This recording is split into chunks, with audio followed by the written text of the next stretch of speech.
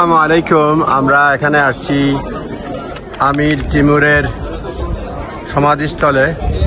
এটা হচ্ছে বিশাল সমাধি। এটা সমাধিস্থলের গেট।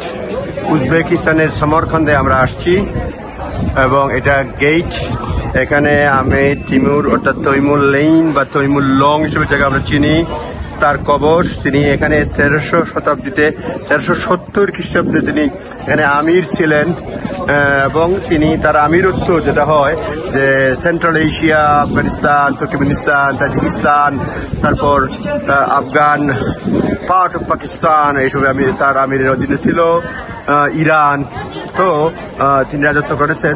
এইখানে তিনি সমাধিস্থ আছেন। এখানে তার দুইজন ডিসিপ্লিন আধ্যাত্মিক দুইজন শিষ্য এবং এখানে তার দুইজন ছেলে এবং দুইজন নাতি এখানে সমাধিস্থ আছেন এবং এটা 15 শতাব্দীতে পার্সিয়ান অর্থাৎ ইরান থেকে ইরানের ইঞ্জিনিয়ার আর্কিটেক্টরা এগুলি তৈরি করেছেন।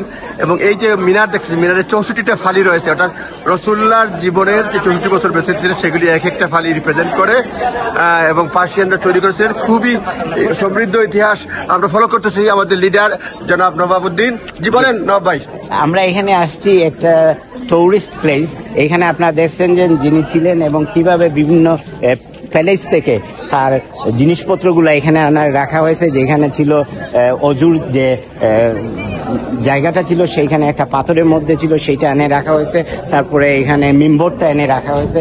সব জিনিসগুলো এখানে রাখা হয়েছে, আপনারা দেখতে পাচ্ছেন। ধন্যবাদ। আমরা আরো জানতে চাইবো এখানে স্কুল চিলড্রেনরা আসছে, এরা সব আসসালামু আলাইকুম।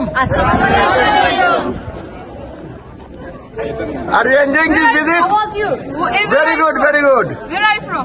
We are from London, originate from Bangladesh. And you are from Uzbekistan. Very good. Enjoy your trip.